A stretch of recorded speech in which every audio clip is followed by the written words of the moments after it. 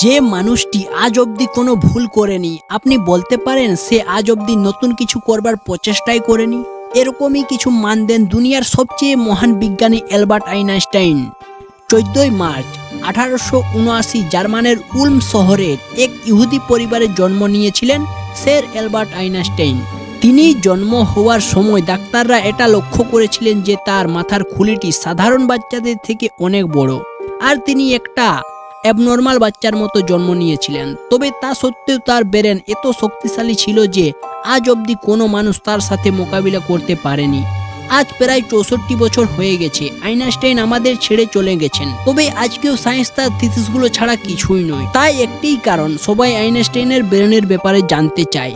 তার ব্রেনে এমন কি ছিল যার জন্য তিনি এত উন্নতি অর্জন করতে পেরেছিলেন ও যার জন্য পৃথিবীতে তাকে one of the greatest scientist হিসেবে জানা যায়। তার ব্রেনে কি কোনো সুপার ন্যাচারাল পার্টস ছিল? তাহলে আজকের ভিডিওতে আমরা এই বিষয় নিয়েই আলোচনা করব। আসলে যখন স্যার অ্যালবার্ট আইনস্টাইনের জন্ম হয়েছিল তার মাথার খুলিটি সাধারণ বাচ্চাদের থেকে অনেক বড় ছিল। সাধারণ বাচ্চারা 1 থেকে 2 বছরের মধ্যে একটু আধটু কথাবার্তা বলতে শিখে যায়, তবে আইনস্টাইন তার 4 বছর বয়স অবধি কিছুই কথা বলতে পারতো না। তবে একদিন যখন তিনি তার মা বাবার সাথে রাতের ডিনার টেবিলে বসেছিলেন, তখন 4 বছরের আইনস্টাইন হঠাৎ বলে ওঠে, কফিটা অনেক গরম। নিজের ছেলেকে প্রথমবারের জন্য এত পরিষ্কার বলতে দেখে তার বাবা মা অবাক হয়ে যান এবং অনেক খুশিও হয়েছিলেন। তবে পরে তাকে যখন জিজ্ঞাসা করা হয় আজ অবধি সে কোনো কথা কেন বলেনি, তখন তার একটা অদ্ভুত উত্তর দেন ছোট্ট আইনস্টাইন। তার উত্তরটি ছিল, আজ অবধি তো সবকিছু ঠিকঠাক ছিল। আইনস্টাইনের সারা জীবনের অদ্ভুত ঘটনাগুলো শুধুমাত্র এইখানেই শেষ হয়ে যায়নি, যে তিনি বড় হওয়া সত্ত্বেও তার এমনই কিছু অভ্যাস ছিল যেগুলো শুনে অনেক মানুষ এখনো অবাক হয়ে যান। যেমন স্যার অ্যালবার্ট আইনস্টাইনের ডেট এবং ফোন নাম্বার মনে থাকতো না, এমনকি তার নিজের টেলিফোন নাম্বারটিও মনে থাকতো না।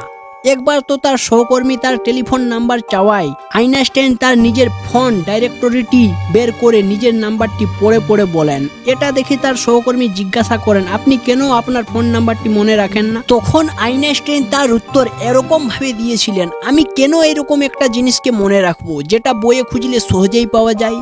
আইনস্টাইন কখনো জুতোর ভিতরে মোজা পরতেন না, কেননা তার পায়ের আঙুলগুলো এতটাই লম্বা ছিল, জুতোর ভিতরে মোজা পরলে সেই লম্বা আঙুলের মধ্যে মোজাগুলি খুব জলদি ছিঁড়ে যেত, আর এই জন্যই তিনি মোজা পরা ছেড়েই দেন। এমনকি তার জুতোর ফিতেগুলি অন্যকে দিয়ে বাঁধা করাতেন, কারণ তিনি মোজাগুলিও ভালো করে বাঁধতে পারতেন না।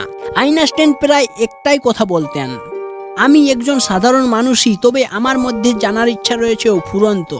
তবে আপনিও জেনে অবাক হবেন, আইনস্টাইন সর্বকালে এতটা বুদ্ধিমান ছিল না। এমনকি তিনি ছোটবেলাতে পড়াশুনোয় অনেক খারাপ ছিলেন, তাই ছোটতে তার গণনা করা হতো বোকা বাচ্চাদের সাথে। তার কিছু অদ্ভুত আচরণের জন্য অনেক মানুষও তাকে শারীরিকভাবে বিকলাঙ্গ বলতে শুরু করে দেন।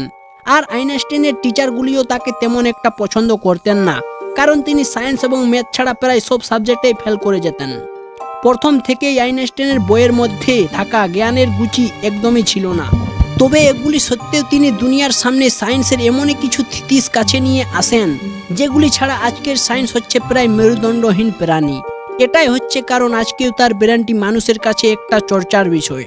18 এপ্রিল 1955 আইনস্টাইনের মৃত্যুর পর প্যাথোলজিস্ট ডাক্তার থমাস হার্ভে আইনস্টাইনের পরিবারের অনুমতি ছাড়াই আইনস্টাইনের মাথার খুলিটি খুলে তার ভিতর থেকে আইনস্টাইনের ব্রেনটি বের করে নেন, আর তিনি তার ব্রেনটি নিয়ে সেখান থেকে পালিয়ে যান।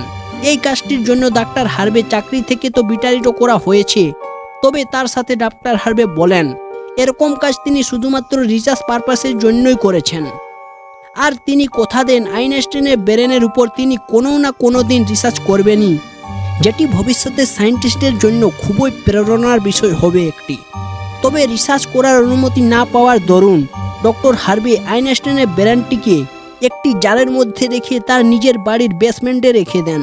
পরে আইনস্টাইনের ছেলে হ্যান্স অ্যালবার্ট আইনস্টাইনের অনুমতি নিয়ে ডাক্তার হার্ভে রিসার্চ করতে শুরু করেন।